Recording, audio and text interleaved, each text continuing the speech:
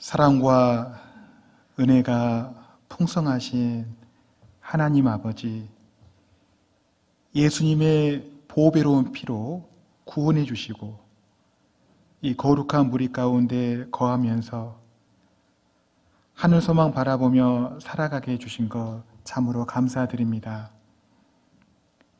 주일을 맞이해서 우리 믿음의 식구들 한 자리에 모이게 해주시고 우리의 마음과 입술로 주님을 찬양하며 높여드릴 수 있게 해주셔서 감사합니다. 우리의 삶 가운데에도 마땅히 주님을 높이기를 간절히 원합니다. 구미 이곳에 하나님의 피로 사신 교회를 세워주시고 우리를 통해 이 지역에 이뤄진 많은 영혼들이 말씀을 듣고 주님 품으로 돌아가게 해주신 것 참으로 감사드립니다. 아직도 구미 이 지역에 구원받아야 할 영혼이 많은 만큼 우리 형제 자매님들 복음의 신앙을 협력하는 가운데 복음 선포 잘할 수 있도록 역사해 주시옵소서. 교회를 사역하시는 박정규민 목사님과 박진영 전도사님에게 하나님의 지혜와 명철을 허락하셔서 우리 형제 자매님들 섬기고 돌아보는데 조금도 부족함이 없게 도와주시옵소서. 또한 우리 믿음의 식구들 순종하는 가운데 모든 이에게 칭송을 받을 수 있도록 인도해 주시옵소서.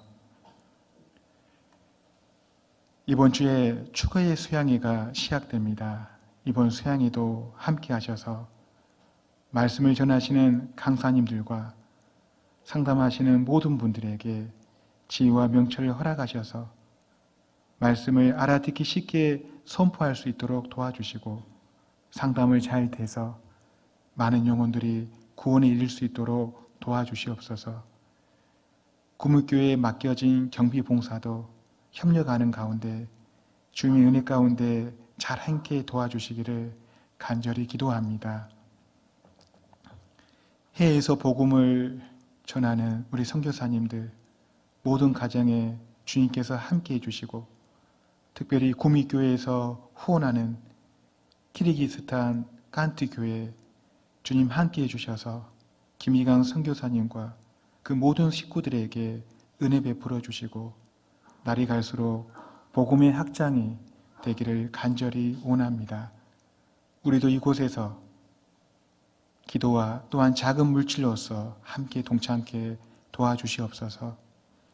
우리 가운데 혹 시험이 든 자 있습니까?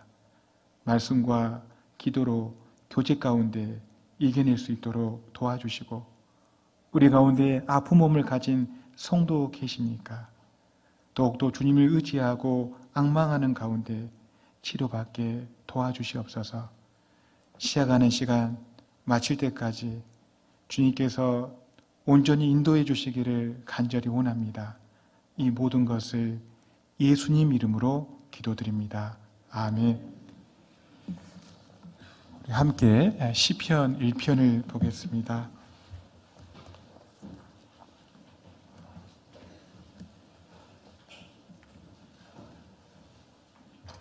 시편 1편입니다.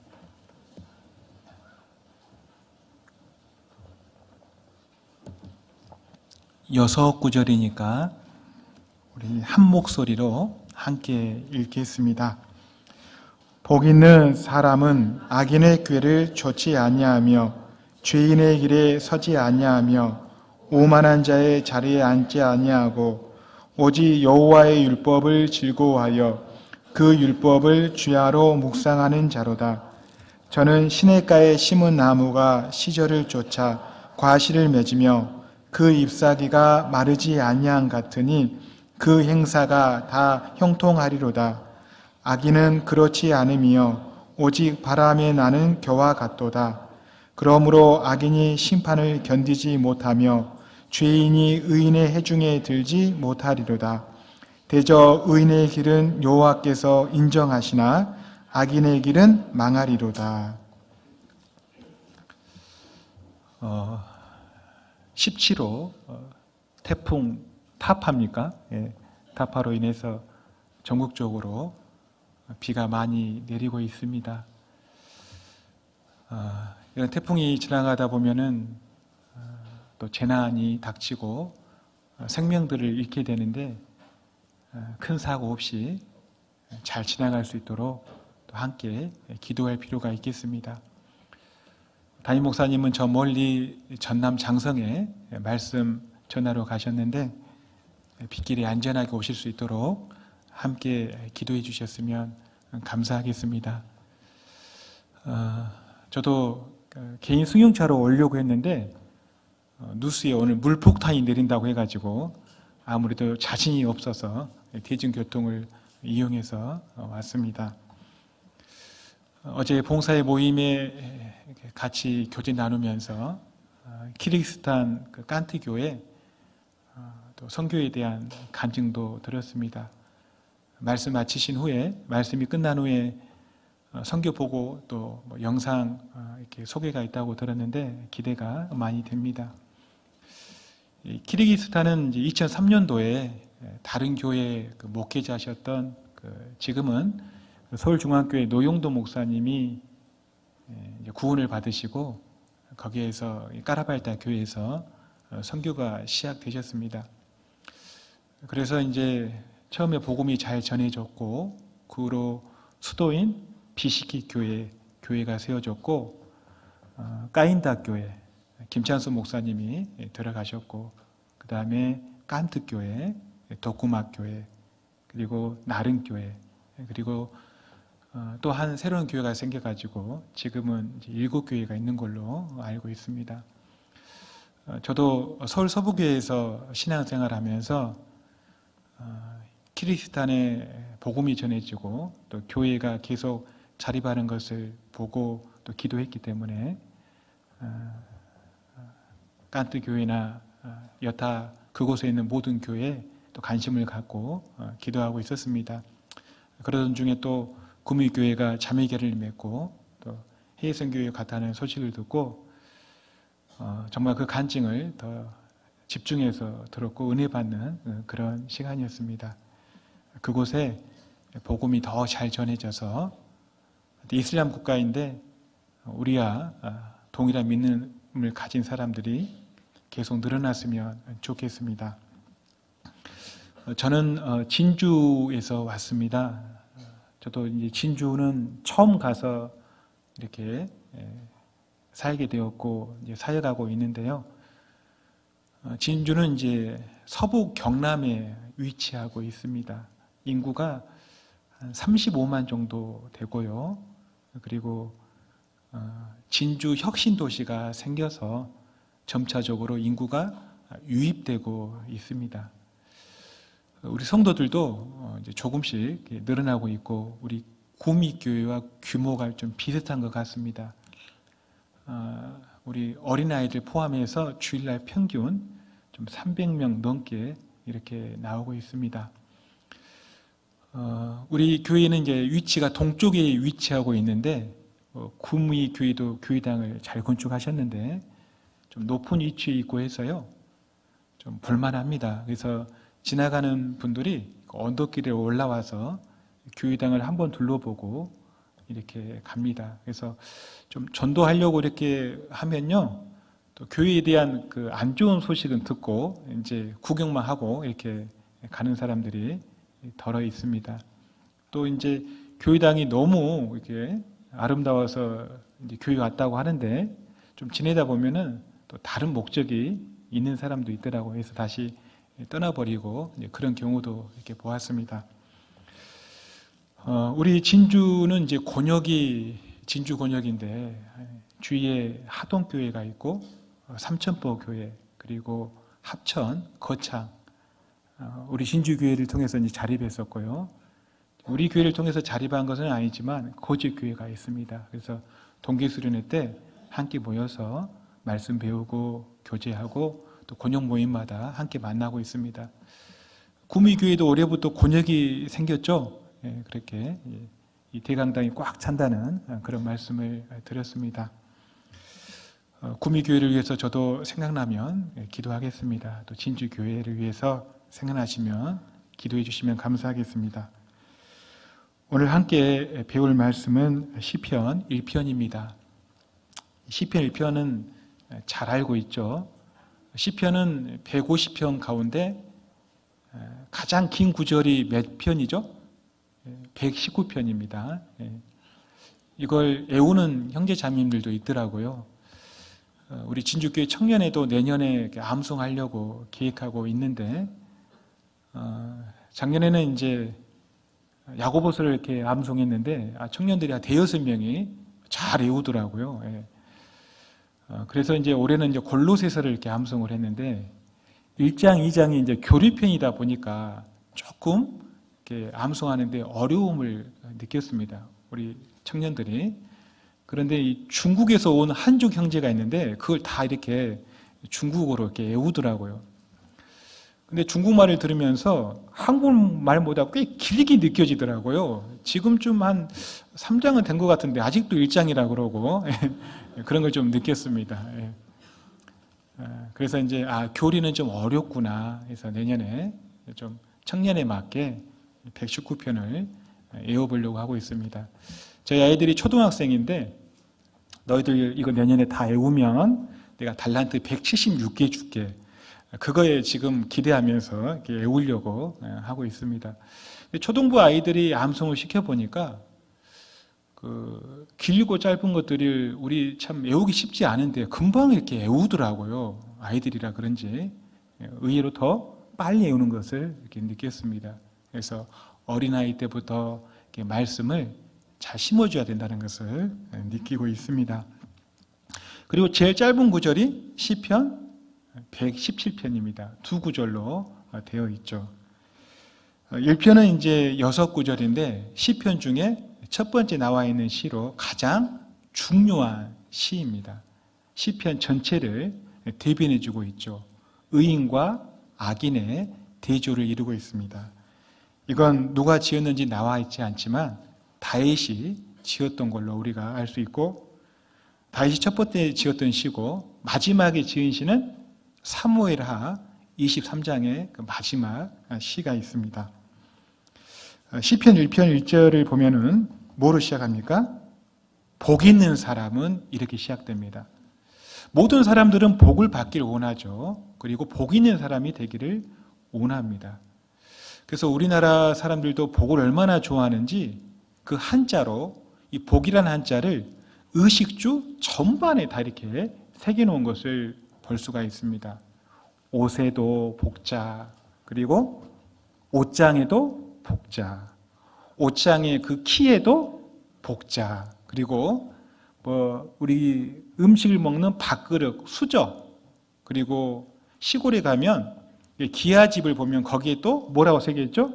복자, 대문에 복자, 이름도 복남이, 복자, 진짜 있습니다. 그래서 복을 얼마나 이렇게 사모하는지 알 수가 있습니다. 이 오복이라는 것을 자주 들어보셨을 텐데, 오복은 이제 문헌상에 나타나게 된 것은 중국의 공자가 서경을 편찬을 했지 않습니까? 거기 홍변편에 보면은 오복이 나와 있습니다. 그 첫 번째가 이제 수조, 장수, 오래 사는 것을 오복 중에 하나라고 했습니다. 하나님께서 사람에게 영혼을 사모하는 마음을 이렇게 불어넣으셨잖아요. 우리 진주는 좀 물이 좋고, 그래서 그런지 몰라도 좀 장수하신 분들이 많고요. 또 나이에 비해 좀 동안인 분들이 의외로 이렇게 많습니다. 처음에 우리 어머니 회장님 봤을 때 저 청년인 줄 알았습니다. 그런데 어머니 회장이시더라고요. 굉장히 이렇게 젊어 보이고 그러시는데, 95세 드신 어르신이 이번 명절 때, 지난 명절 때 가족들이 와가지고 그랬다는 겁니다. 어르신, 할아버지 5년 저 태워서 100세 채우시라고 그렇게 해줬다고 합니다. 옛날에 100세까지 사시라는 것은 큰 축복의 말이었잖아요. 근데 그분이 마음속으로 생각하기를 그럼 나보고 5년 있다 죽으란 말인가, 그런 마음이 들어서 저한테 그러는 거예요. 그런 말을 하면서 한 500년 살자는데 웬 성하요? 저한테 그냥 그러는 겁니다. 그래서 그분이 몇 살까지 살고 싶은 거예요? 500살까지 살고 싶은 겁니다. 저는 그 말이 그때 깨달아졌어요. 아, 이 말이 그 뜻이구나. 예. 오래 사는 것이 복이고, 그 다음에 두 번째가 이제 부조, 잘 먹고 잘 사는 것. 이제 이런 것들이 갖춰주면 이제 건강하게 살기를 원합니다. 예. 근데 이제 오래 살고 좀 어떤 경제적으로 여유가 있어도요, 참 건강하지 못하면 어때요?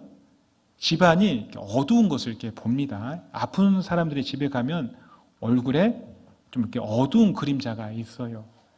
그리고 요한병원 같은 경우에 가서 오래 산다 하시더라도 좀 그런 상태로 누워 있으면 안타까운 그런 마음이 들죠. 건강하는 것도 이렇게 복입니다. 그리고 이제 그런 것들이 갖춰주면 유호덕이라고 해서 이제 좀 선행을 베풀기를 한다는 것. 선행을 베푸는 것, 봉사활동. 이거 하는 것도 복이라 했고, 마지막에 고종명이라고 해서 죽을 때 잘 죽는 것. 이것도 오복 중에 하나라고 했습니다. 사실 이제 모든 것이 잘 갖춰졌어도 마지막의 모습이 좀 안 좋게 돌아가시는 경우가 있잖아요. 그렇죠? 우리 동네 어르신도 제 고향에 그분은 얼마나 규칙적인 생활을 하든지요. 93, 4세에 돌아가셨는데 하여튼 그 나이 때까지 읍내를 가는데 자전거를 타고 다녀요. 8km가 넘는 곳인데. 그분은 가히 100살은 쉽게 넘을 거라고 했는데 안타깝게도 마을 어귀에 자전거 타고 오시다가 동네 부녀자가 운전하는 차에 치여 돌아가셨습니다. 참 마지막이 좀 안 좋았어요. 우리 사무엘상 4장에 보면 엘리 제사장은 98세까지 살았죠. 그런데 의자가 뒤로 자빠져가지고 목이 부러져 죽었습니다. 그래서 이 잘 죽는 것도 복이라고 그렇게 말을 했습니다. 그 외에 명예 그리고 아들들 많은 거 이것도 복이라고 했는데 세월이 많아서 이 아들 많은 건 요즘 복이 아닌 것 같아요. 예, 그렇죠? 예. 세상 사람들이 보는 복은 사실 이 땅의 것들입니다. 예. 죽음과 동시에 모두 사라져버리는 것들인데 예수님은 산상수훈에서 그 팔복에 대해서 말씀하셨죠. 예수께서 무리를 보시고 산에 올라가 앉으시니 제자들이 나온지라. 심령이 가난한 자는 복이 있나니 천국이 저희 것이며 애통하는 자는 복이 있나니 저희가 위로를 받을 것이며 온유한 자는 복이 있나니 저희가 땅을 기업으로 받을 것이요 의에 줄이고 목마른 자는 복이 있나니 저희가 배부를 것이요 긍휼히 여기는 자는 복이 있나니 저희가 긍휼히 여김을 받을 것이며 마음이 청결한 자는 복이 있나니 저희가 하나님을 볼 것이며 그리고 화평케 하는 자는 복이 있나니 저희가 하나님의 아들이라 일컬음을 받을 것이다. 그리고 핍박을 받는 자, 의를 위하여 핍박을 받는 자는 복이 있을 것이다. 정확히 말하면 7복인데 보통 8복이라고 그렇게 말합니다. 이 모든 것들은 육신의 것과는 관계가 없는 그런 복입니다. 그런데 시편 1편을 기록했던 다윗은 이렇게 말을 했습니다. 32편 1절에 허물의 사함을 받고 그 죄의 가리우심을 받는 자는 복이 있다. 이 죄의 사함을 받는 것이 진정한 복이라고 말하고 있습니다. 그 말씀을 사도 바울은 로마서 4장에서 인용했습니다. 로마서 4장으로 가보겠습니다.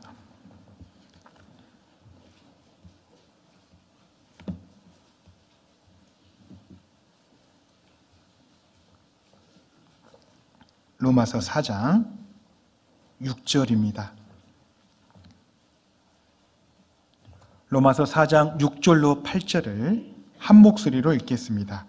일한 것이 없이 하나님께 의로 여기심을 받는 사람의 행복에 대하여 다윗의 말한 바 그 불법을 사하심을 받고 그 죄를 가리우심을 받는 자는 복이 있고 주께서 그 죄를 인정치 아니하실 사람은 복이 있도다 함과 같으니라. 일한 것이 없이 선한 일을 한 것이 없이 아무런 공적이 없이 하나님께 의로 여기심을 받는 사람의 행복에 대해서 다윗이 말했는데 7절, 8절이 우리가 믿는 영원한 제사, 영원한 속죄의 말씀이 들어있습니다. 7절에 그 불법을 사하심을 받고 과거죄에 대한 용서죠. 그 죄를 가리우심을 받는 자는 현재죄에 대한 용서입니다. 복이 있고, 그러면 주께서 그 죄를 인정치 아니하실, 이건 무슨 죄일까요? 미래죄죠. 미래죄. 사람은 복이 있도다 함과 같으니라. 그래서 영원한 죄사함을 받는 것이 진정한 행복이라고 사도 바울도 이렇게 말씀하고 있습니다. 구원에 대한 여러 가지 표현들이 있죠. 우리 자주 들었고 배웠습니다. 첫 번째는 죄사함이죠. 죄를 용서받았다는 것입니다. 그리고 다른 표현으로는 의롭다함을 받았다. 자, 죄사함은 예수님의 보혈로 죄가 없어졌다는 것이지만 의롭다함을 받았다는 것은 우리가 하나님의 말씀을 다 지킨 걸로 봐준다는 것입니다. 그리고 양자의 영을 받았다는 것입니다. 우리가 죄사함을 얻을 때 성령을 받죠. 그 성령이 양자의 영입니다. 자, 로마서 8장입니다. 15절입니다.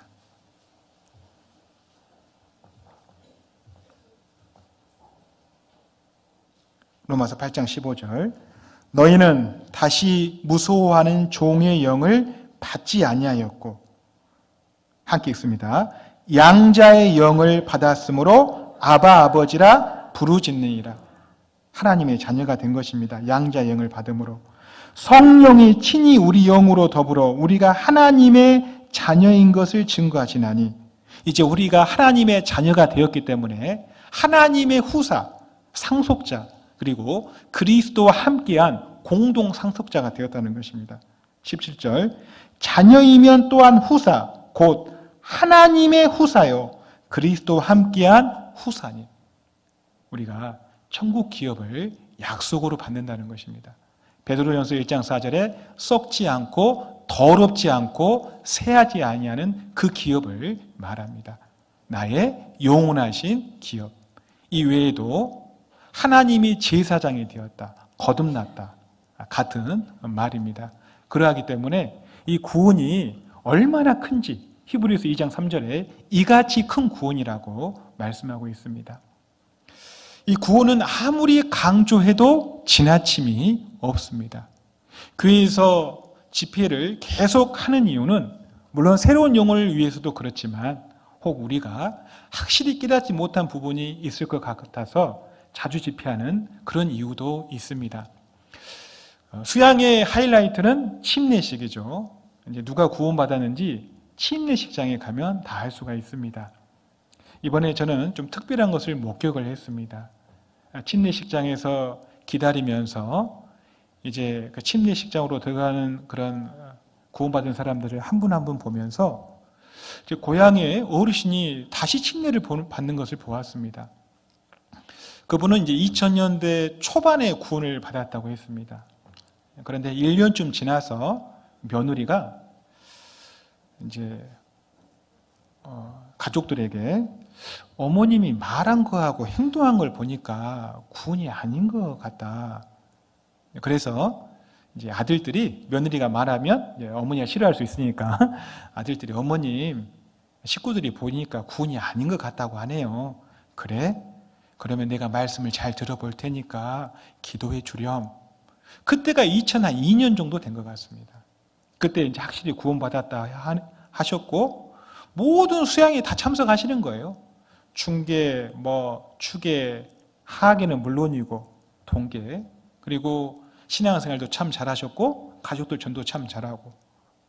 근데 이번에 다시 침례식을 받는 걸 보면서 옆에 아들인 집사님에게 어떻게 된 겁니까? 이번에 다시 상담하고 전도인이 침례 받으라 했는가 보네. 그러니까 한 18, 9년 만에 확실하게 이 진리를 깨달은 것입니다. 자, 그 광경을 보면서요, 저는 2004년에 구원을 받았는데 그 침례식장에서 사랑관으로 올라가는 길에 다시 한번 제 구원을 생각해 보았습니다.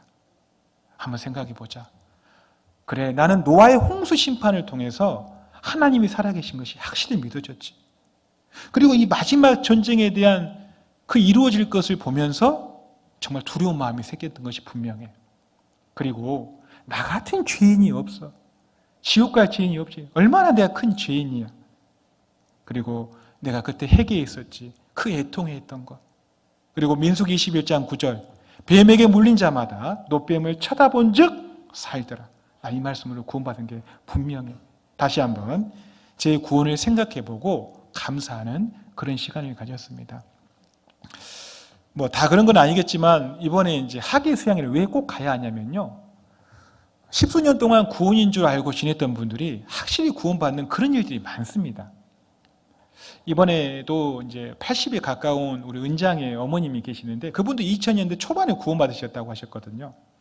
근데 얼마 전에 조모임을 갔는데 이제야 내가 천국 갈 소망이 생겼다고 그런 간증을 들었습니다. 그 후로 그 삶이 달라지시더라고요.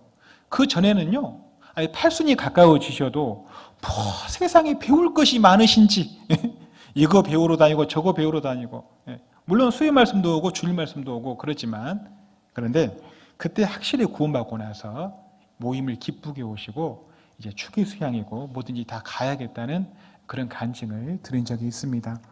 그래서 우리가 물론 첫사랑을 해보게 하는 문제도 있지만 무엇보다도 이 집회 말씀을 반복해서 듣는 것이 아주 중요합니다. 자, 정말 구원받은 사람은 복 있는 사람이죠. 그런데 은혜 위에 은혜가 있듯이 우리는 더 복을 받아야 되잖아요. 시편 1편 기자는 이렇게 말하고 있죠. 복 있는 사람은 악인의 꾀를 좇지 아니하며 죄인의 길에 서지 아니하며 오만한 자의 자리에 앉지 아니하고 아니하고 이 부정적으로 말하고 있는데 이것이 어떤 때는 긍정적인 말보다도 더 힘이 있을 때가 있습니다. 우리가 하나님에게서 멀어지게 하는 것들, 그리고 우리 신앙생활에 해로운 것들이 들어올 때 아닌 것은 아니라고 단호하게 말할 수 있고 그런 행동을 취해야 됩니다. 구별돼야 된다는 말이죠. 하나님은 구별하시는 하나님이죠. 우주 만물을 창조하실 때 그 창세기 1장을 보면요, 처음에 빛과 어둠을 어떻게 하셨죠? 구별하셨습니다.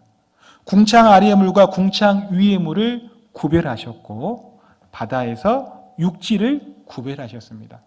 하나님은 자연뿐만 아니라 사람 가운데에서도 구별하셨는데 노아 시대 그 강포와 폐기한 세대에서 노아 8식구를 구별하셨고 그 우상 숭배로 심했던 갈대아 우르 땅에서 아브라함을 구별하셨습니다. 그리고 열국 중에서 이스라엘을 구별하셨죠. 신약 시대도 마찬가지입니다. 예수님은 그 이스라엘 많은 백성 가운데에서 70명의 제자를 구별하셨고 그리고 12제자를 구별하셨고 예수님이 죽으시고 부활하심으로 말미암아 교회를 구별하셨다는 것입니다. 그래서 구별될 것을 말하고 있는데 고린도후서 6장에 보면 5가지 예를 들으면서 말씀하고 있습니다.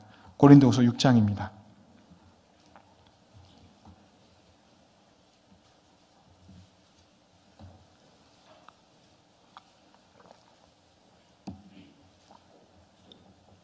고린도후서 6장 14절입니다.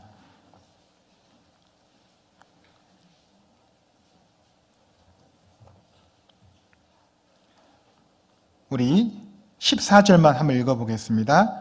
너희는 믿지 않는 자와 멍에를 같이 하지 말라. 의와 불법이 어찌 함께하며 빛과 어둠이 어찌 사귀며. 자, 너희는 믿지 않는 자와 악인과 멍에를 그 운명을 같이 하지 말라. 단호하게 말하고 있습니다. 하지 않는 것이 좋겠다가 아니고 하지 말라 강조하고 있죠. 멍에를 매는 것.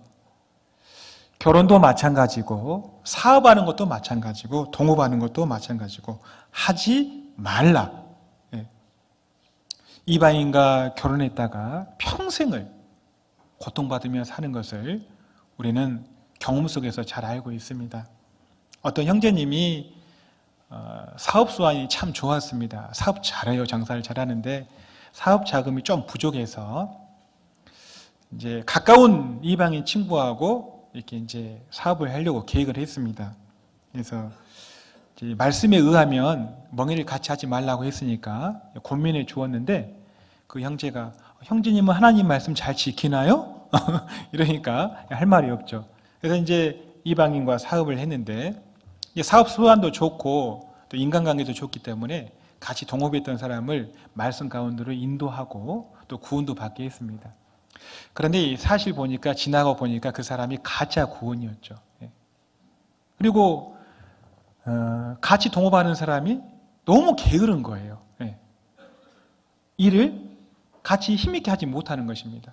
그래서 거의 10년 가까이 고통받다가 정말 철저히 회개하고 정말 지혜스럽게 마감하고 나온 그 광경을 보았는데, 그 멍해를 같이 하지 말라, 이 말씀을 정말 신뢰했다면 그렇게 하지 않았겠죠. 그리고 그런 고통도 받지 않았을 테고, 주어진 범위 내에서 사업하다가 그 더 사업이 확장되었을 것이 분명합니다. 자, 멍해를 같이 하지 말라 하면서 5가지 예를 드는데, 의와 불법이 어찌 함께하며 빛과 어둠이 어찌 사귀며, 15절, 그리스도와 벨리알. 벨리알은 누굴까요? 계속 반대되는 개념을 말하고 있기 때문에 사단이라고 볼 수 있습니다. 어찌 조화되며 믿는 자와 믿지 않는 자가 어찌 뭐라고요? 상관하며. 이 상관은 깊숙한 관계를 맺는다는 것입니다. 하나님의 성전과 우상이 어찌 일치가 되리요? 우리는 살아계신 하나님의 성전이라. 사도 바울은 우리를 하나님의 살아계신 성전으로 정의하고 있습니다. 고린도전서 3장 16절에 너희가 하나님의 성전인 것과, 이와 같이 하나님께서 가라사대 내가 저희 가운데 거하며 두루 행하여 나는 저희 하나님이 되고 저희는 나의 백성이 되리라 하셨느니라. 그러므로 주께서 말씀하시기를 너희는 저희 중에서 나와서 따로 있고 구별될 걸 말하고 있죠. 부정한 것을 만지지 말라. 내가 너희를 영접하여, 함께 읽습니다. 너희에게 아버지가 되고 너희는 내게 자녀가 되리라. 전능하신 주의 말씀이니라 하셨느니라. 구별될 것을 말씀하고 있습니다. 그러면서 7장 1절에 그런즉 사랑하는 자들아, 이 약속을 가진 우리가 하나님을 두려워하는 가운데에서 거룩함을 온전히 이루어, 함께 읽습니다. 육과 영의 온갖 더러운 곳에서 자신을 깨끗게 하자. 육과 영, 이 육은 도덕적인 잘못이라고 볼 수 있죠. 그리고 이 영은 영적인 잘못이라고 볼 수가 있습니다. 이 도덕적인 건 죄입니다. 그렇죠? 우리가 도덕적인 죄를 지었을 때는 어떻습니까? 교제에서 떨어지기도 합니다. 그런데 다시 많이 돌아옵니다. 그런데 영적인 이 잘못, 이단적인 교리에 취하면 거의 돌아오지 못하는 경우가 많습니다. 그래서 요즘은 이제 인터넷 시대고 유튜브 시대여서 길거리에서 이단 교리들을 전하는 사람들이 그렇게 많지는 않은 것 같아요. 그래도 전단지도 주고 그 다음에 책자도 주고 그러는데, 사실 그게 어떤 내용인가 궁금하잖아요. 우리도 보고 싶기도 하는데 그런 것을 보는 게 아니고 바로 쓰레기통에 넣는 것이 믿음입니다. 우리가 이 영적으로 교리적으로 잘못 취하면요, 신앙 가운데서 떨어지고 망칠 수가 있습니다. 이 영적으로 이단 교리에 취한 사람들은 교제 가운데 떨어져서 돌아오기는커녕 이제 우리 무리 가운데 있는 사람들을 한 사람 한 사람 데려가려는 그런 것을 보았습니다. 단호하게 거절한 것이 아주 중요하다고 보겠습니다. 자, 복 있는 사람은 아니하며 아니하고 먼저 구별될 것을 말합니다. 첫 번째, 악인의 꾀를 쫓지 않는다. 이 성경을 읽을 때 보면요, 두 종류가 나오죠. 의인과 악인이 나옵니다. 제가 구원받기 전에는 이제 성경을 읽을 때 어떤 때는 내가 의인인 것 같기도 하고 어떤 때는 악인인 것 같기도 하고 그랬었는데, 두 가지로 나눠지는데 구원받은 사람은 의인이고 구원받지 않은 사람은 아무리 그 삶이 도덕적으로 정결하고 고차원적일지라도 악인에 불과합니다. 그런데 복 있는 사람은 그 악인의 꾀를 쫓지 않는다는 것입니다. 그 간사한 계획들. 사실 우리 생각이란 것이 아주 중요합니다. 우리도 구원받았지만 그 예성품이 그대로 있기 때문에 이 악인의 꾀를 쫓아 살 수가 있습니다. 우리 자주 들었지만 잠언 23장 7절에 대저 그 사람의 생각이 어떠하면 그 위인도 그러한즉. 보통 이 위인하면 훌륭한 사람으로 생각하는데 거기 한자가 인간의 그 됨됨이라고 이렇게 기록되어 있습니다. 그러니까 생각이 그 사람이라고 말하고 있습니다. 여러분들 평상시에 어떤 생각을 많이 하십니까? 그 생각을 심으면요, 언젠가는 행동의 열매를 거두게 될 것입니다. 그리고 행동의 씨앗을 심으면 언젠가는 습관의 열매를 거두게 될 겁니다. 그리고 습관의 씨앗을 계속 심다 보면 인격의 열매를 거두게 되겠죠. 그러니까 생각이 그 사람이고 생각이 그 사람의 운명을 결정하게 됩니다. 심는 대로 거둔다고 했잖아요. 그러니까 생각이 큰 사람이 곧 큰 사람이고 생각이 너그러운 사람이 곧 너그러운 사람입니다.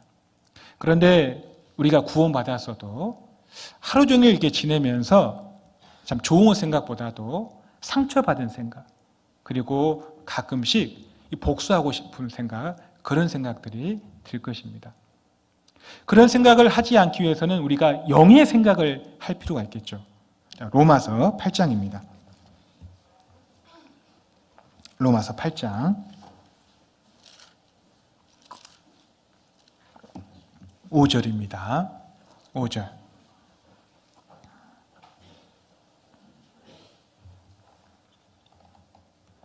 5절, 6절, 7절을 함께 읽습니다. 육신을 좇는 자는 육신의 일을, 영을 좇는 자는 영의 일을 생각하나니 육신의 생각은 사망이요 영의 생각은 생명과 평안이니라.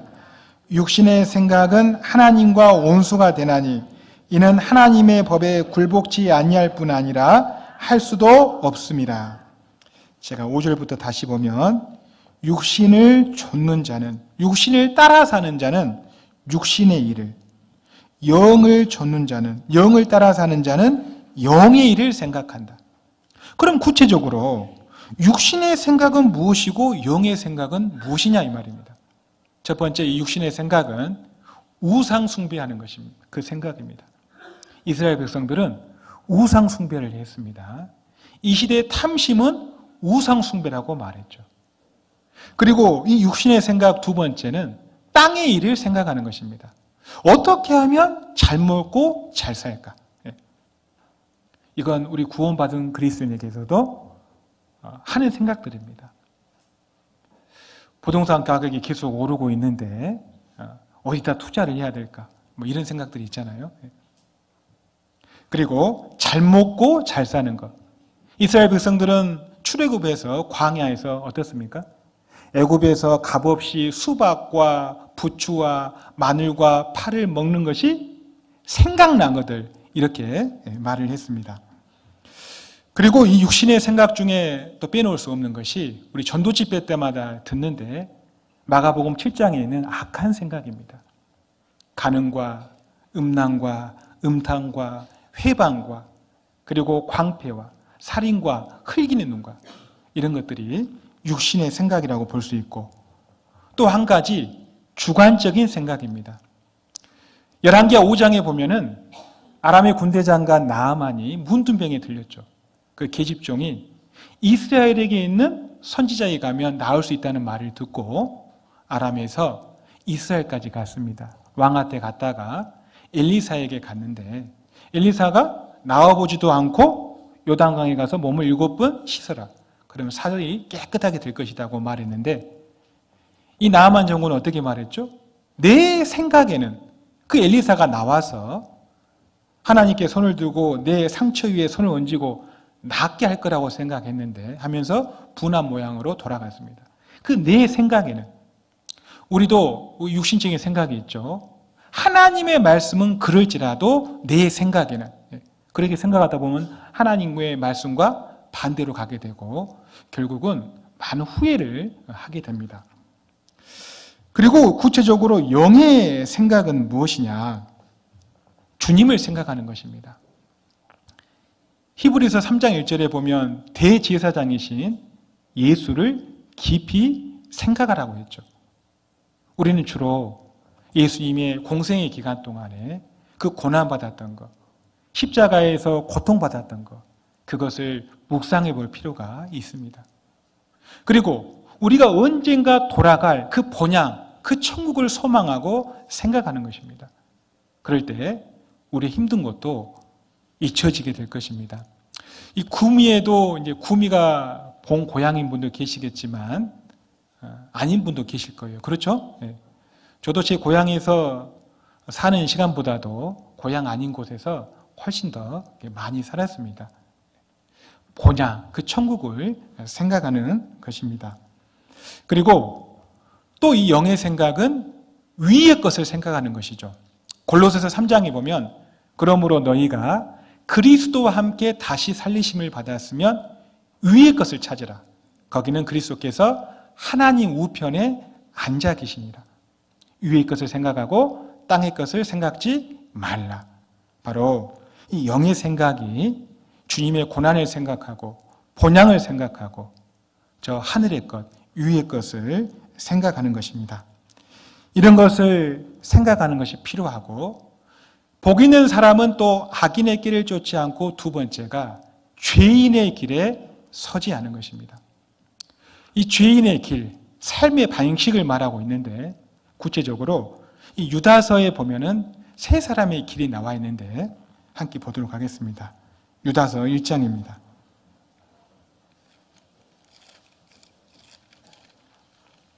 요한계시록 앞에 있죠.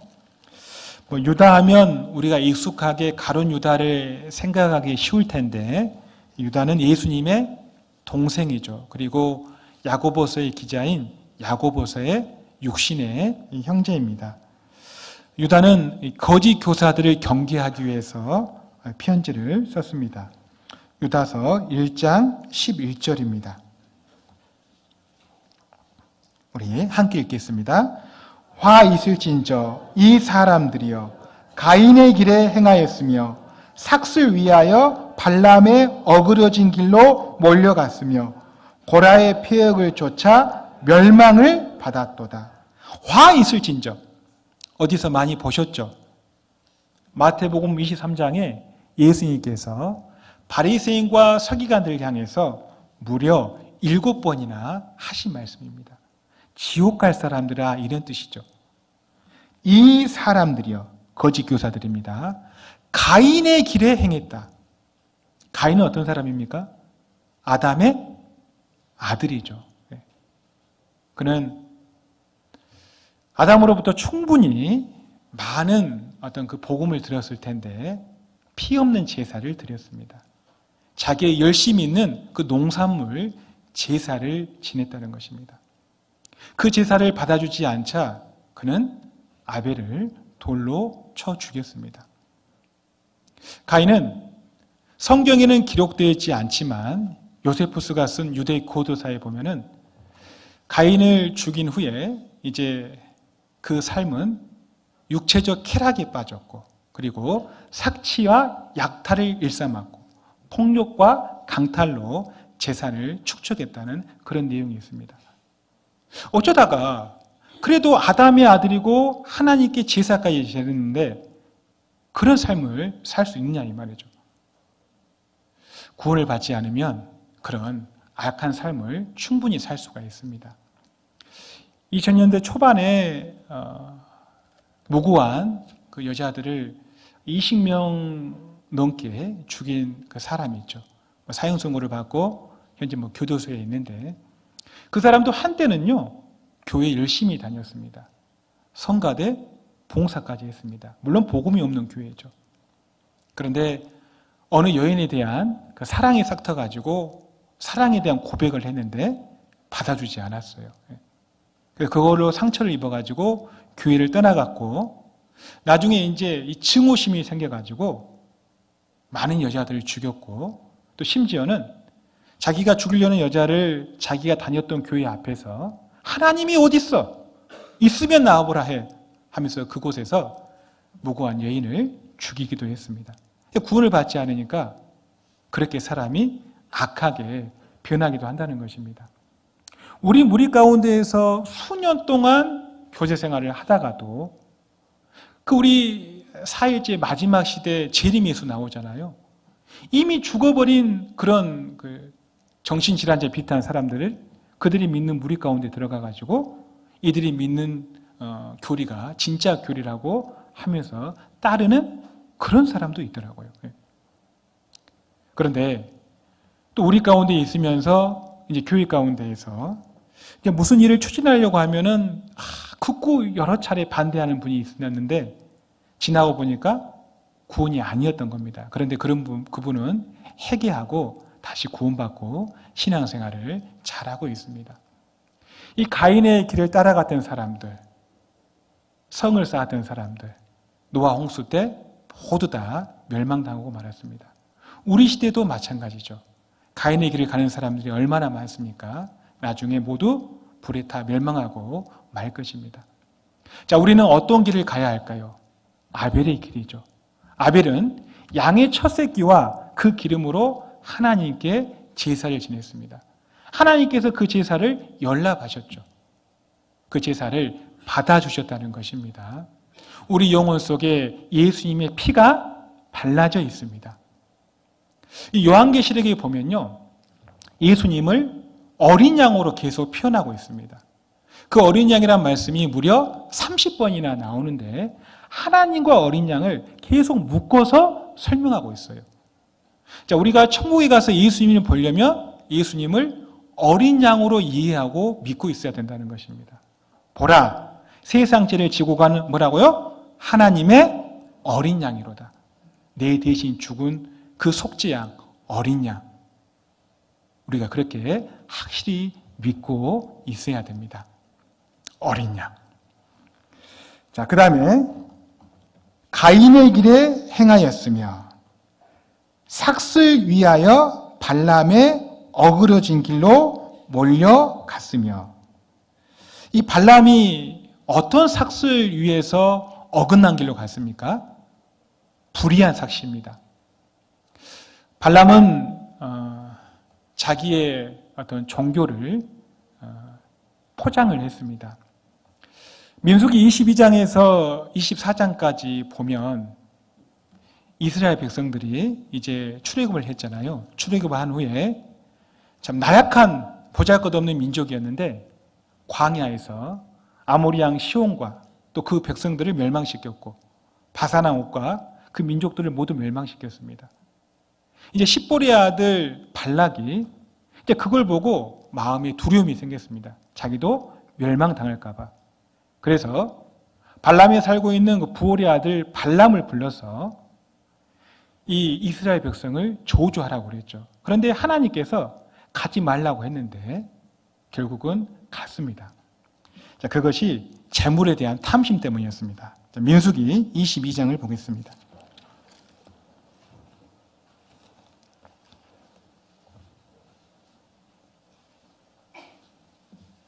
민수기 22장입니다.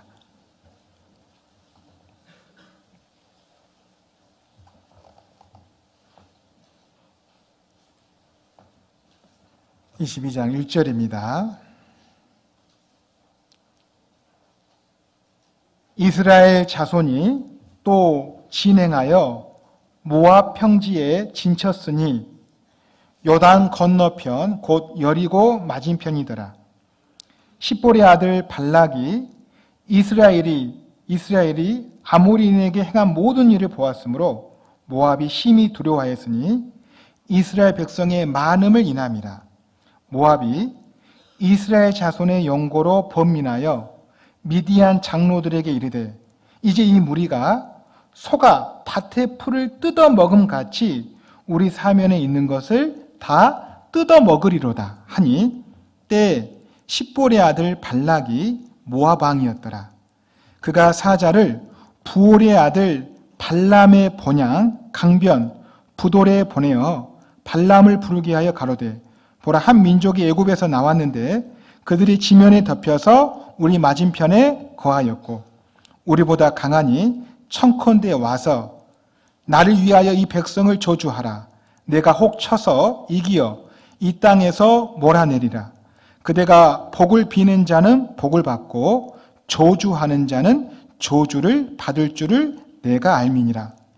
그래서 모압 장로들을 보냈습니다. 7절에 모압 장로들과 미디안 장로들이 손에 복술의 예물을 가지고 떠나 발람에게 이르러 발락의 말로 그에게 고하매.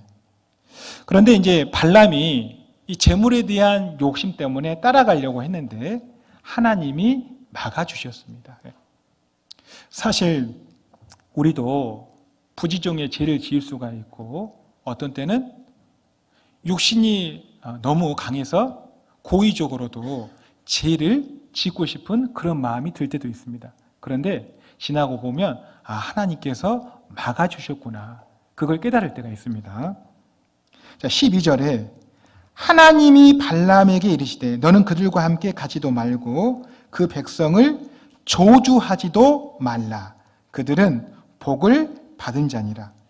이스라엘 백성을 저주하고 싶었지만 하나님이 막으셨죠. 첫 번째 거절하고 나니까 이제 발락이 더 많은 재물과 더 많은 높은 귀족들을 또 보냈습니다. 15절입니다. 발락이 다시 그들보다 더 높은 귀족들을 더 많이 보내매. 자, 19절입니다. 19절. 그런즉 이제 너희도 이 밤에 여기서 유하라. 여호와께서 내게 무슨 말씀을 더하실는지 알아보리라. 이 발람은 재물에 눈이 어두워가지고요, 재차 하나님께 묻습니다. 사실 우리가 상담하면 어때요? 대부분 첫 번째 하는 것이 맞습니다. 그런데 내가 원하는 답변을 얻을 수가 없어서 재차 이렇게 상담하는 경우가 있는데요. 사실 그것이 육신에 치우친 것이라면 좋지 않죠. 발람이 그랬습니다. 처음에 하나님께서 하지 말라면 안 했어야 되는데 재차 묻는 것입니다. 그리고 따라 나서게 됩니다. 그곳에 가서 이스라엘을 저주하려고 했는데 하나님의 능력이 임재해서 이스라엘 백성을 4번이나 축복하게 됩니다. 그런데 이 발람이 발락에게 이스라엘이 하나님께 저주 방법을 알려주는데 그것이 음행과 우상 숭배입니다.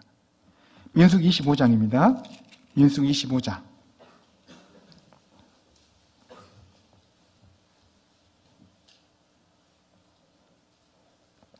민수기 25장.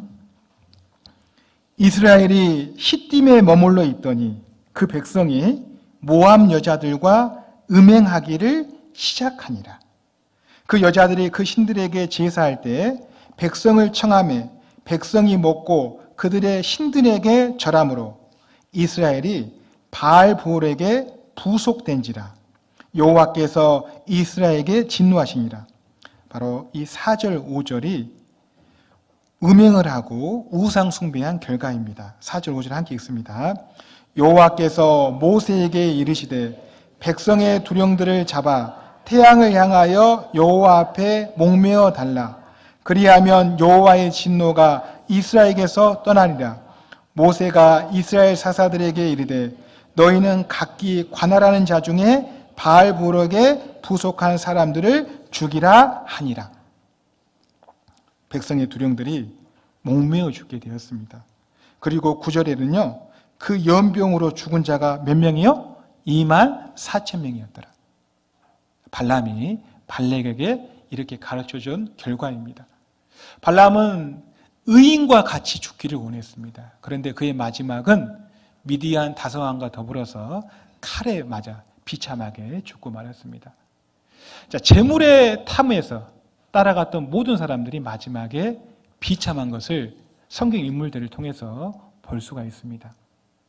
우리 여리고 성이 무너졌을 때 그 성에 있는 물건을 하나도 취해서는 안 된다고 했는데 아간이 어떻게 했습니까?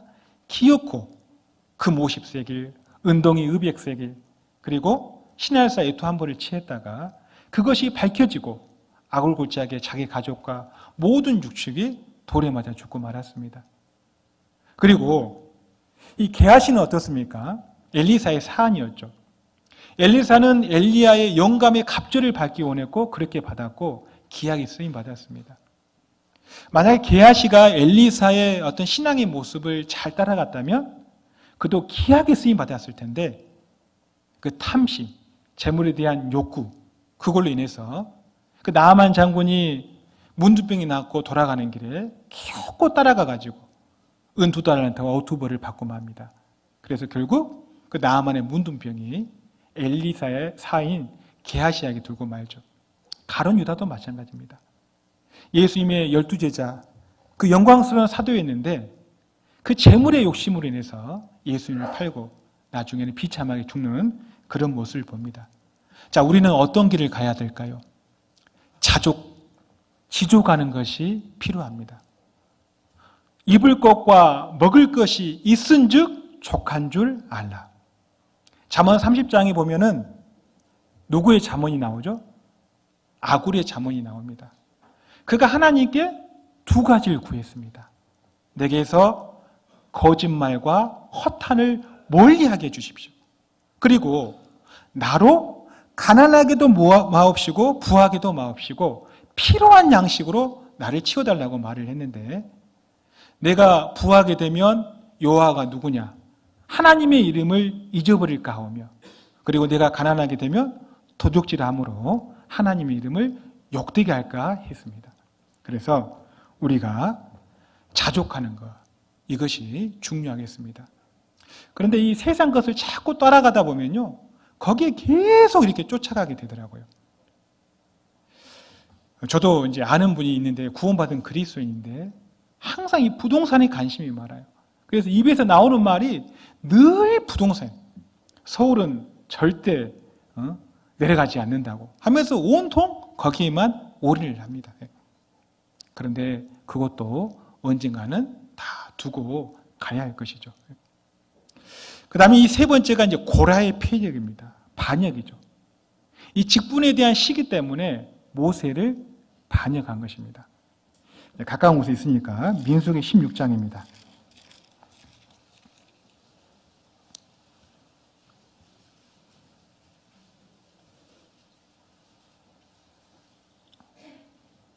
민수기 16장 1절입니다.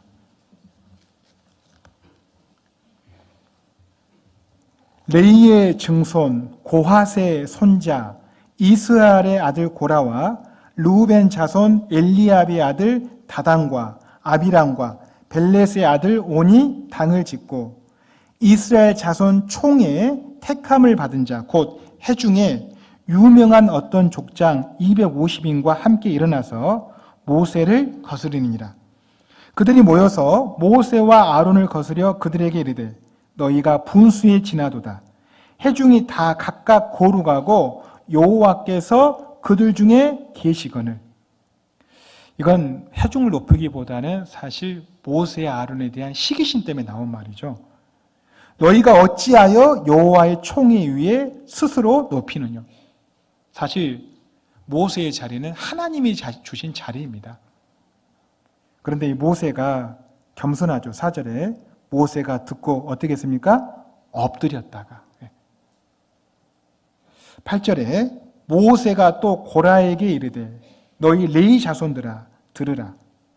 이스라엘의 하나님이 이스라엘 회중에서 너희를 구별하여 자기에게 가까이 하게 하사 여호와의 성막에서 봉사하게 하시며 회중 앞에 서서 그들을 대신하여 섬기게 하심이 너희에게 작은 일이겠느냐.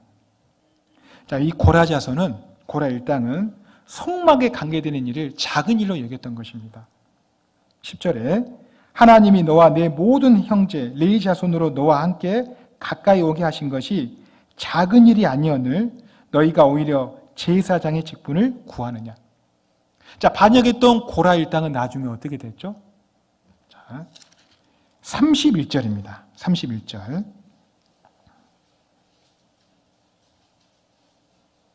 이 모든 말을 마치는 동시에 그들의 밑에 땅이 갈라지니라.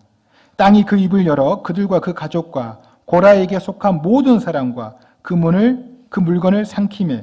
33절 함께 있습니다. 그들과 그 모든 소속이 산채로 음부에 빠지며 땅이 그 위에 합하니 그들이 총회 중에서 망하니라. 높아지려다가 어떻게 됐습니까? 가장 낮은 데로 들어가서 죽고 말았습니다. 루시퍼가 어쩌다가 천상에서 쫓겨났습니까? 어떻게 해서 하늘에서 떨어졌고 땅에 찍히게 됐죠? 내가 북극지폐의 산 위에 자정하리라. 그 하나님의 자리를 탐냈습니다. 하나님의 자리를 비기려고 했습니다.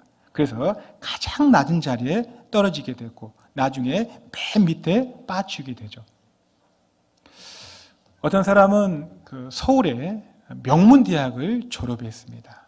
그래서 날아가는 새도 떨어뜨린다는 그런 권력기관에 취업을 했습니다. 그리고 열심히 노력해서 그 직장에서 아주 빠르게 승진을 했습니다. 사람이 그렇듯이 잘 나가다 보면 교만이 들어오잖아요. 또 일을 잘하니까 상사에 이렇게 가르치고 싶은 그런 것도 막 들테고 상사와 갈등이 생겼습니다. 어느 날 대판 싸웠답니다. 그런데 그것을 넘어가는 상사도 있지만 대부분 인사상 불이익을 취하죠. 근데 그런 사람이 가장 이 세상에서 낮아져 버린 그런 상태가 되었는데 자기 인생이 상사와 싸울 때부터 그때부터 자기 인생이 꼬이기 시작했다고 말을 하더라고요. 결국은 아내와 이혼하게 되고 결국은 영어의 몸이 되었습니다. 처음에 봤을 때는 풍채가 좋았고 만만했는데요. 두 번째 또 들어왔을 때는 아주 한 20kg 정도 빠져가지고 알아볼 수 없을 정도로 됐더라고요. 자기 인생이 상사에게 거역함으로써 그렇게 꼬이게 됐다는 말을 들었습니다. 자, 우리도 이제 그리스도인입니다. 이 다툼이란 것은 이제 좋지 않은데 우리가 시기심 때문에 다툼이 일어날 수가 있습니다. 교회든 그리고 직장에서도 다툼이 일어날 수 있는데 상사에게 어떠한 일이 있어도 우리가 지혜스럽게 대처해야 되지 거역하는 것은 바람직하지도 않고 그리고 보는 이로 하여금 그들이 구원받는 데 큰 장애를 일으킬 수가 있습니다. 자, 시편 1편입니다. 시편 1편.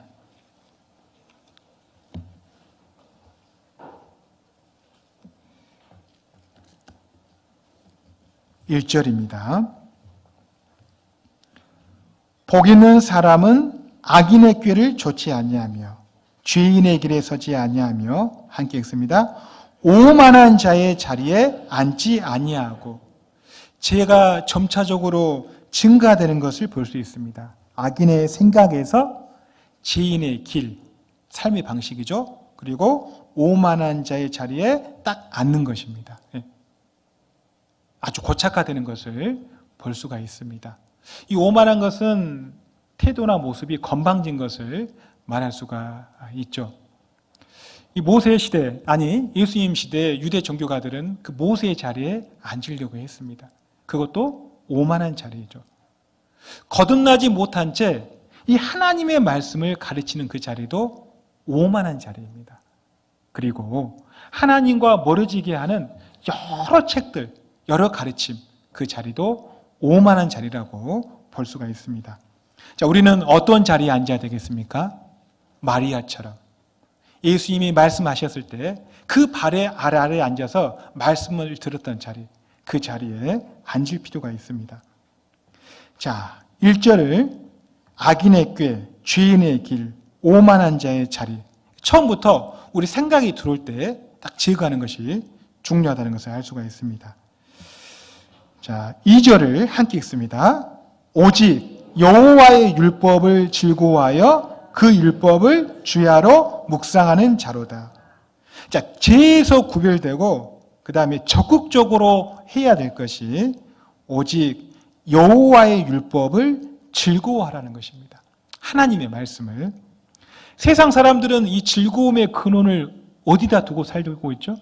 고상한 사람들은 학문에 두고 살기도 하고 그 다음에 스포츠, 바둑, 그리고 잡기, 쾌락 여러 가지 그곳에 즐거움을 두고 사는데 복 있는 사람은 여호와의 율법을 즐거워하는데 이걸 근원에 두고 살고 있습니다.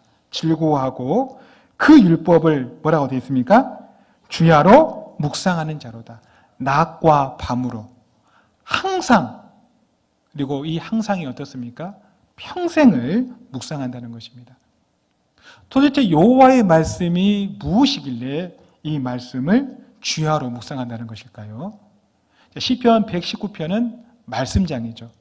해리 아이언사이드는 시편 119편을 물두명의 시편이라고 말을 했습니다. 우리 성막에 보면 물두명이 어떻습니까? 제사장들이 손과 발을 씻는 곳이잖아요. 에베소서 5장 26절에 물로 씻어 말씀으로 깨끗하게 하사 거룩하게 하시고 하는 말씀이 있습니다. 시편 19편을 통해서 하나님의 말씀이 어떤 것인지 보겠습니다. 시편 19편입니다.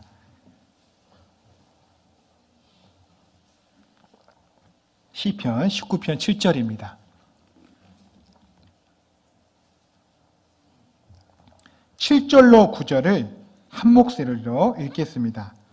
여호와의 율법은 완전하여 영혼을 소성케 하고 여호와의 증거는 확실하여 우둔한 자로 지혜롭게 하며 여호와의 교훈은 정직하여 마음을 기쁘게 하고 여호와의 계명은 순결하여 눈을 밝게 하도다. 여호와를 경외하는 도는 정결하여 영혼까지 이르고 여호와의 규례는 확실하여 다 의로우니. 여기 하나님의 말씀을 여러 가지로 표현해 놓았습니다. 7절에 여호와의 율법, 그리고 여호와의 증거, 8절에 여호와의 교훈, 중반에 여호와의 계명, 9절에 여호와를 경외하는 도, 그리고 여호와의 규례, 6가지로 말씀하고 있습니다. 시편 119편에도 여러 모양으로 표현해 놓고 있습니다. 7절에 여호와의 율법은, 하나님의 말씀은 뭐라고요? 완전하다는 것입니다. 율법의 1.1획도 떨어지지 않고 다 이룬다고 했죠.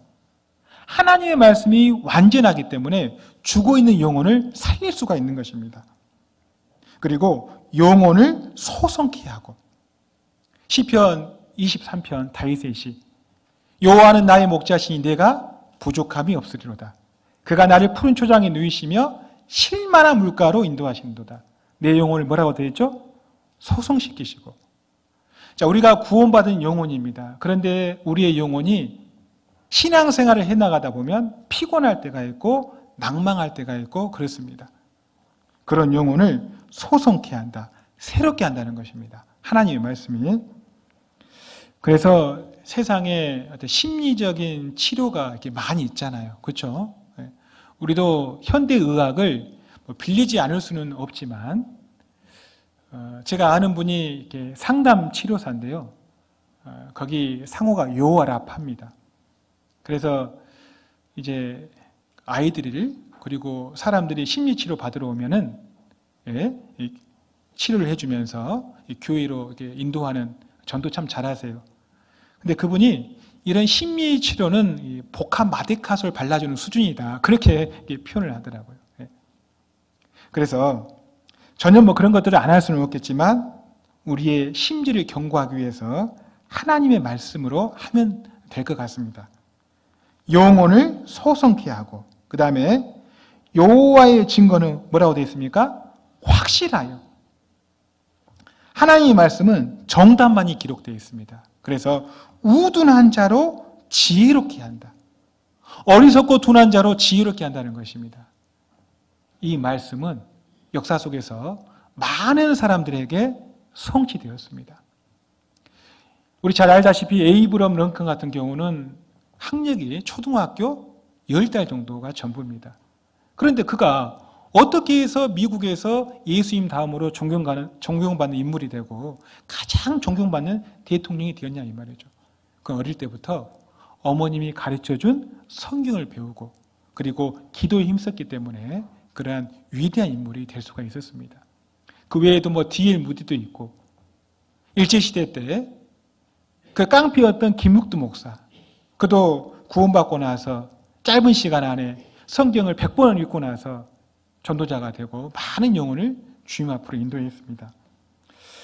우리 교회 이제 95세, 아까 설교 초반에 말씀을 드렸는데, 그분이 이제 상담 도중에 자꾸 이 못 배운 거에 대한 그 한을 자꾸 말을 하는 거예요. 내가 못 배웠다. 못 배웠다. 정정하긴 하시는데요. 그런데 이제 그분이 구원을 받으셨어요. 구원받고 나서 이 성경 말씀을 너무 읽고 싶어서 한글을 배우셨어요. 그래가지고 떠듬떠듬인데 읽으십니다. 그리고요, 요한복음이 영생에 관한 그 말씀이 기록되어 있기 때문에 95세인데 요한복음을 부터 계속 필사해 가고 있습니다. 그래서 참 이 말씀이 맞다. 여호와의 증거는 확실하여 우둔한 자로 지혜롭게 한다. 자, 8절입니다. 여호와의 교훈은 어떻습니까? 정직하다. 하나님의 말씀은 정직하다고 했습니다.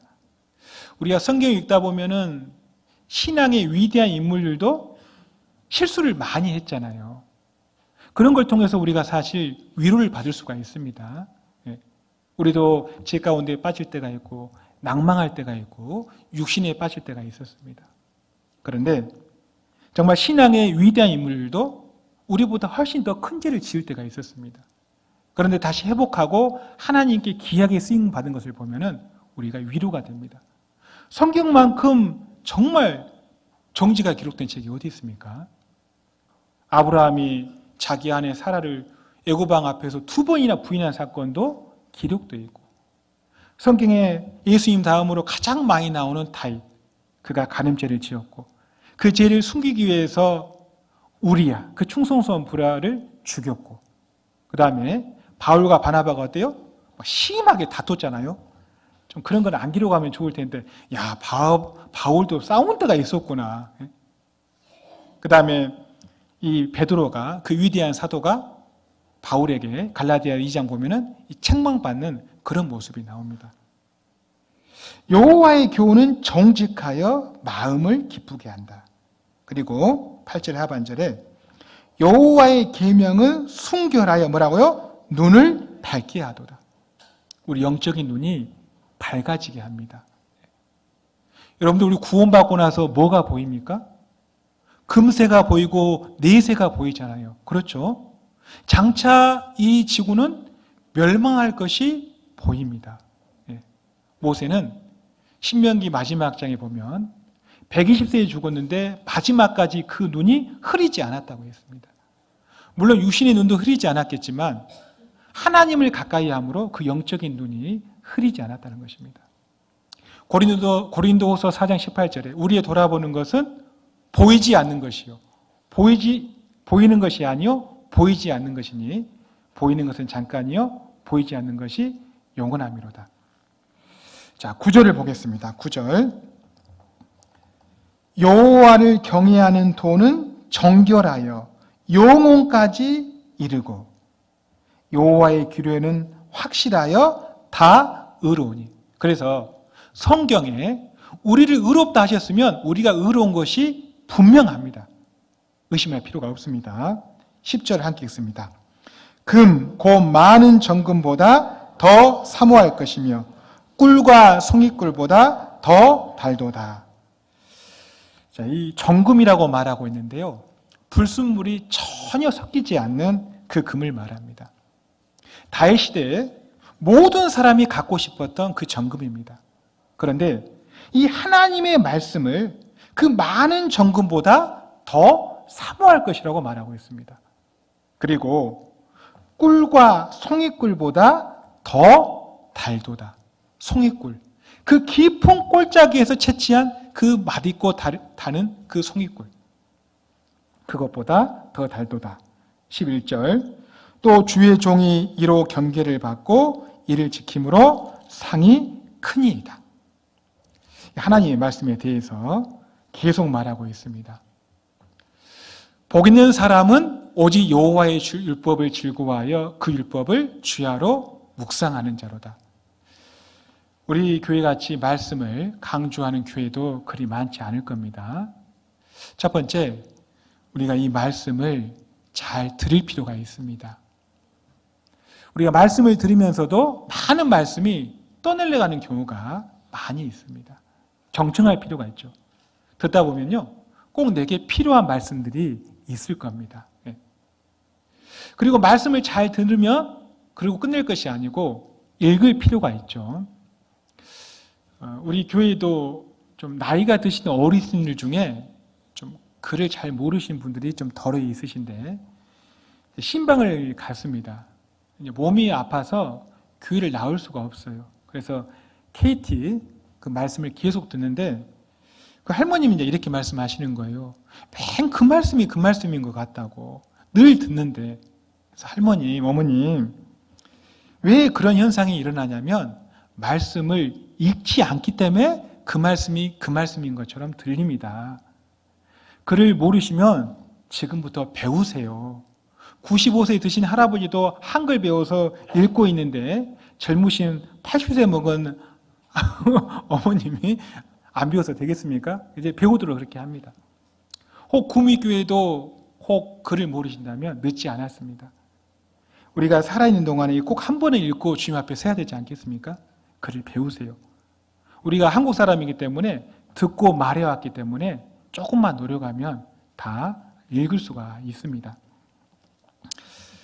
참 아까 이제 말씀을 잘 듣는 게 중요하다고 했는데 이렇게 상담을 하다 보면은 이제 구원을 받지 않으려는 이제 어르신들이 있습니다. 여러 차례 수양에 가고 그래도요 이제 구원을 받지 못하는데 그걸 이제 깊이 생각해보고 이제 파헤쳐 들어가 보니까 듣고 싶은 마음이 없더라고요. 지난 7월에 우리 산청이라는 곳에 있는데 그곳에 가서 집회를 했습니다. 목사님이. 이제 할머니 98세 할머니 진짜 100세 시대가 실감이 납니다. 정정하셔요. 허리도 굽지 않았습니다. 그 옆에 동생이 87세. 근데 이 87세 할머님이요 좀처럼 구원을 받지 못합니다. 근데 98세 할머님이 처음에는 천국이 어디 있어? 죽으면 끝나지. 천국이 어디 있어? 1시간을 계속 그렇게 하다가 계속해서 죽고 난 다음에 심판이 있다고 하니까 5일 동안 들으면서 아, 죽으면 끝나는 것이 아니구나. 그걸 마음속에 새겼던 것 같습니다. 그 다음 주에 바로 대집회로 연결되는데 오셨어요. 근데 그분이 이제 말씀을 잘 듣습니다. 돌아가면서 98세 드신 할머니가 87세 할머니에게, 동생에게 나는 오늘 이 말씀을 들으면서 이렇게 생각되는데 너는 뭘 들었냐? 이런 질문을 이제 하기 시작하는 거예요. 그러니까 87세 할머니가 자기는 그래도 교회 가운데 계속 수년 동안 뭐 잘 나오지는 않았지만 다니면서 말씀을 들었는데 나는 뭘 들은 건가? 자기를 되게 되돌아보게 됐다는 것입니다. 그런 간증을 들으면서 야, 들을 기가 없구나. 그 듣고자 하는 마음이 없구나. 그래서 구원을 받지 못하구나. 그걸 알게 되었습니다. 첫 번째는 말씀을 잘 듣는 게 중요하고 잘 읽고 그 다음에 우리가 하나님의 말씀 이렇게 암송 힘있게 잘 하시더라고요.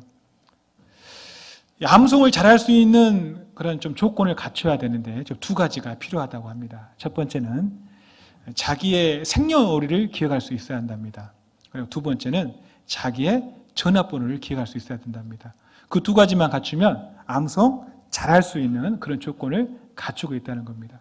누구나 잘할 수 있다는 거예요. 그리고 이제 말씀을 잘 듣기는 하는데 읽지 않을 수가 있고 잘 듣고 읽기는 하는데 암송을 소리할 수가 있고 잘 듣고 읽고 암송까지는 잘하는데 하루에 한 말씀도 묵상하지 않을 수가 있죠. 그래서 이 묵상이 굉장히 중요합니다. 우리 자주 알고 있지만은 소가 그 큰 힘을 낼 수 있는 것은 그 풀을 계속해서 대속의 마음으로 인해서 그의 피와 살이 돼서 그 큰 힘을 내지 않습니까? 그러니까 청년의 시절에 많은 말씀을 읽고 듣고 암송하지만 묵상하는 경우가 쉽지 않은데 우리에게 묵상이 필요합니다.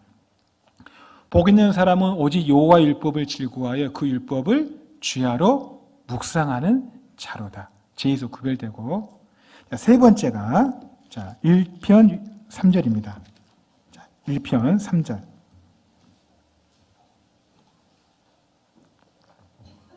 1편 3절입니다. 함께 읽습니다. 저는 시냇가에 심은 나무가 시절을 쫓아 과실을 맺으며 그 잎사귀가 마르지 아니한 같으니 그 행사가 다 형통하리로다. 교제 가운데 깊숙이 거하라는 것입니다. 그럴 때 열매를 맺는다는 것이죠. 시편 133편에 다 외우고 계시죠? 우리 한번 외워볼까요? 자, 시작. 형제가 연합하여 동거함이 어찌 그리 선하고 아름다운고 머리에 있는 보배로운 기름이 수염 곧 아론의 수염에 흘러서 그 옷깃까지 내린 같고 헐몬의 이슬이 시온의 산들에 내린 같도다. 거기서 여호와께서 복을 명하셨나니 곧 영생이로다. 어제 소식지를 받았는데요. 한 장 넘겨보니까 2019년 주님과의 약속해가지고 연합하라는 연합하라. 주님과 연합하라. 교회와 연합하라. 구역과 연합하라. 가족과 연합하라. 무엇이 어찌 그리 선하고 아름답냐. 형제가 연합하고 동거하는 것이 선하고 아름답다는 것입니다. 선하고 아름다운 것이 함께 붙어 있어서 금상첨화입니다. 왜 아름답냐? 거기서 영생이 탄생한다는 것이죠. 거기서 곧 벽을 명하셨나니 곧 영생이로다. 초대교회 성도들은 정말 연합하고 동거했습니다. 그게 사도행전 2장에 나오는데 사도행전 2장을 보겠습니다.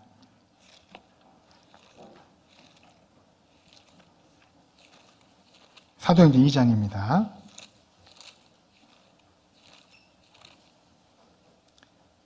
42절입니다. 사도행전 2장 42절입니다. 41절부터 보면 그 말을 받는 사람들은 세례를 받으며 이날에 제자의 수가 3,000이나 더하더라. 사도행전 2장에 보면 오순절에 성령 강림하고 120명이 구원을 받습니다. 그리고 사도 베드로가 오순절의 설교에서 3,000명이 구원을 받았어요. 41절에 보면 그 말을 받는 사람들은 세례를 받으며 이날에 제자의 수가 3,000이나 더하더라. 3,000명이 침례받았다는 것이죠. 저는 이 말씀이 왜 이렇게 마음에 많이 와닿냐면요. 청년 시절에 직장에 어떤 목사님이 이렇게 오셨습니다. 저는 침례에 다니는데 우리 교회는 구원받으면 침례를 받습니다 했더니 그분이 사도행전 2장 이 말씀을 하면서요. 초대교회 때 그 3,000명의 구원을 받았는데 어떻게 그 수가 다 침례를 받았겠냐고, 약식 세례가 맞다고. 그래서 제가 이 말을 해주고 싶었어요. 우리 학예 수양에 가면 수양의 마지막 날 아침 6시에 침례식 하잖아요. 그때 1시간에 몇 명 받죠? 수백 명이 받습니다. 그러면요, 반나절이면 얼마나 받을까요? 3,000명 받고 남습니다. 꼭 그분을 데리고 가가지고 이 말씀이 맞다는 것을 좀 확인하고 싶은 그런 마음이 들었던 적이 있었습니다. 42절에 저희가 사도의 가르침을 받아. 연합하고 동거하는데 첫 번째 말씀이 필요하죠. 성령의 가르침이 필요합니다. 그리고 서로 뭡니까? 교제하며. 이 교제한다는 것은 단순히 알고 지내는 것이 아니고 운명과 고락을 같이 하는 것을 말합니다. 그 친밀한 사귐. 그리고 떡을 떼며, 이 떡을 뗀다는 것을 46절에 풀어놨는데 46절 한번 제가 읽겠습니다. 날마다 마음을 같이하여 성전에 모이기를 힘쓰고 집에서 떡을 떼며 기쁨과 순전한 마음으로 음식을 먹고. 여러분들 이 교제 가운데는 꼭 뭐가 있어야 되죠? 먹을 게 있어야 됩니다. 한때는 너무 풍성히 먹어서 낭비라고 생각했는데 어느 날 이 말씀을 묵상하다가 먹을 것이 반드시 있어야 된다는 것을 알게 됐습니다. 세월이 지날수록 어떻습니까? 이제 좀 편리하려고요. 이 모임이 끝난 후에 밖에서 식사하는 경우가 종종 있습니다. 그런데요, 이 밖에서 뭐 식사하는 것이 꼭 나쁘다는 것은 아니지만 그래도 집에서 준비해서 성도들을 대접했을 때 그게 은혜가 되고 우리 건강에도 좋다는 것을 알아야 됩니다. 자, 42절 끝부분에 기도하기를 전혀 힘쓰니라. 초대교회 때 우리가 지금 바로 따라하는 것처럼 말씀과 교제와 기도에 힘썼다는 것을 알 수가 있습니다. 43절에 사람마다 두려워하는데 사도들로 인하여 기사와 표적이 많이 나타나니 믿는 사람이 다 함께 있어 모든 물건을 서로 통용하고 또 재산과 소유를 팔아 각 사람의 필요를 따라 나눠주고 이 초대교회 때 잠깐 있었던 것입니다. 유무상통이라고 그러죠. 45절에 재산과 토지라고 볼 수 있고 소유는 토지 이외의 기타 소유물이죠. 그때는 이제 예루살렘 성이 멸망이 가까웠다고 믿었기 때문에 있는 것들을 빨리 팔아서 복음 전해지는 데 썼습니다. 47절 함께 읽습니다. 하나님을 찬미하며 또 온 백성에게 칭송을 받으니 주께서 구원받는 사람을 날마다 더하게 하시니라. 자, 어떻게 했을 때 구원받는 사람을 날마다 더하게 해주셨느냐? 신앙의 4대 요소, 말씀과 기도, 교제 이렇게 충실히 하고 하나님을 찬미하고 또 온 백성에게 칭송을 받으니 누가? 주께서, 우리 주님께서 구원받는 사람을 날마다 더하게 해주셨다는 것입니다. 여러분들, 우리가 교회를 부흥시키기 위해서 특별하고 동창적인 방법을 고안해야 될까요? 우리는 굳이 그런 수고를 할 필요가 없습니다. 초대교회 했던 것처럼 그대로 따라하면 됩니다. 어떤 교회가 있었습니다. 그 교회는요, 문벌 좋은 자가 많았고 그 다음에 사회적 위치가 높은 사람들이 많았습니다. 그런데 그들은 복음 전하는 데 집중하지 않았고 사업하는 데 집중했습니다. 나중에는 복음의 불길이 꺼져 버렸고 세상 사람들에게 밟히는 그런 맛이르는 소금이 되었습니다. 어떤 교회는 문벌 좋은 자가 많지 않았습니다. 사회적 위치가 높은 자도 그리 많지 않았습니다. 그런데 말씀을 전하는 목회자가 말씀을 잘 준비해서 힘있게 선포함으로 그 말씀으로 힘을 얻고 성도들이 성령의 가르침을 받고 모이기를 힘쓰고 기도에 힘쓰고 운명을 같이 하고 없는 형편 가운데에서 성도들을 풍성히 대접하는 가운데 교회의 성장이 계속되었습니다. 바로 후자가 우리 교회죠. 초대교회를 통해서 예루살렘 교회에서 로마까지 복음이 빠른 시간에 전해졌던 것처럼 우리 교회를 통해서 전 세계적으로 복음이 잘 전해지고 있습니다.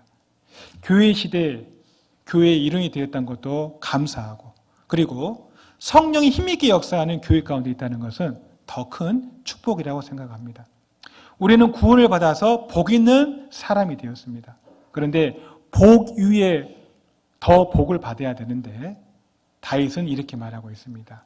복 있는 사람은 악인의 꾀를 쫓지 아니하며 죄인의 길에 서지 아니하며 오만한 자의 자리에 앉지 아니하고 죄에서 구별되고 오직 여호와의 율법을 즐거워하여 그 말씀을 주야로 늘 항상 묵상한다는 것입니다. 그리고 이 교제 가운데 거하면서 열매 맺는 사람이 참으로 복 있는 사람이라고 말하고 있습니다. 시편 1편입니다.